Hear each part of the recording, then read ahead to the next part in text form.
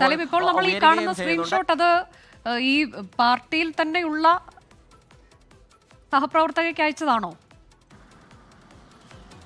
അതെ, അതായത് ഈ പാർട്ടിയിൽ തന്നെയുള്ള സഹപ്രവർത്തകർക്ക് അയച്ചു എന്ന് മാത്രമല്ല, അപ്പോൾ ഈ ചില താല്പര്യങ്ങളോടുകൂടി രാഹുൽ മാങ്കൂട്ടത്തിൽ അയക്കുന്ന മെസ്സേജുകൾക്ക് മറുപടി താൻ എൻ്റെ സഹോദരനാണ്, കുഞ്ഞനിയനാണ്, എൻ്റെ രാഷ്ട്രീയത്തിലെ സഹോദരനാണ് എന്നൊക്കെ പറയുന്നുണ്ട്. പക്ഷേ അപ്പോഴും രാഹുൽ മാങ്കൂട്ടത്തിൽ വളരെ മോശമായ രീതിയിലാണ് മെസ്സേജ് അയക്കുന്നത് എന്നുള്ളതാണ് നമ്മളിപ്പോൾ പുറത്തുവിടുന്ന ആ സ്ക്രീൻഷോട്ടിലൊക്കെ പറയുന്നത്. അതുകൊണ്ട് തന്നെ സ്വാഭാവികമായും രാഹുൽ മാങ്കൂട്ടത്തിൽ ഇനി ഏതെങ്കിലും നിലയിൽ ഒഴിഞ്ഞുമാറാൻ, ഇതുമായി ബന്ധപ്പെട്ട് ഒഴിഞ്ഞുമാറാൻ കഴിയുമോ, ഇനി എന്ത് വിശദീകരണം നൽകും എന്നതുൾപ്പെടെയുള്ള കാര്യങ്ങളിൽ വലിയ ആശങ്കയുണ്ട്.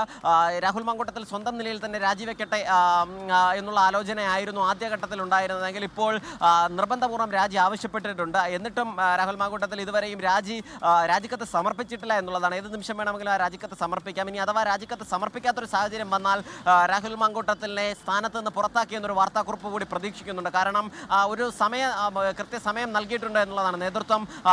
ഇത്ര സമയത്തിനുള്ളിൽ തന്നെ രാജിവെക്കണമെന്ന് ആവശ്യപ്പെട്ടിട്ടുണ്ട് എന്നുള്ളതാണ് നമ്മൾ മനസ്സിലാക്കുന്നത്. അങ്ങനെ രാജിവെച്ചില്ലെങ്കിൽ യൂത്ത് കോൺഗ്രസിന്റെ സംസ്ഥാന അധ്യക്ഷനെ ഔദ്യോഗികമായി ദേശീയ നേതൃത്വം പുറത്താക്കിയെന്നൊരു വാർത്താക്കുറിപ്പ് കൂടി പ്രതീക്ഷിക്കാം. അനുജ, അതാണിപ്പോൾ ഇതിൽ യൂത്ത് കോൺഗ്രസിൽ തന്നെ പ്ലാറ്റ്ഫോമിൽ നടക്കുന്ന ചർച്ചകളിലും ഈ സ്നേഹയുടെ ഭാഗത്തു നിന്നൊക്കെ ജനറൽ സെക്രട്ടറിയാണ്, അവരുടെയൊക്കെ ഭാഗത്തു നിന്ന് തന്നെ ഇതിൽ നടപടി വേണമെന്നുള്ള നിലപാട്, അത് കൂടുതൽ അങ്ങനെയൊക്കെയുള്ള പ്രതികരണങ്ങൾ ഇപ്പോൾ ഉയർന്നു വരുന്നില്ലേ സലീം?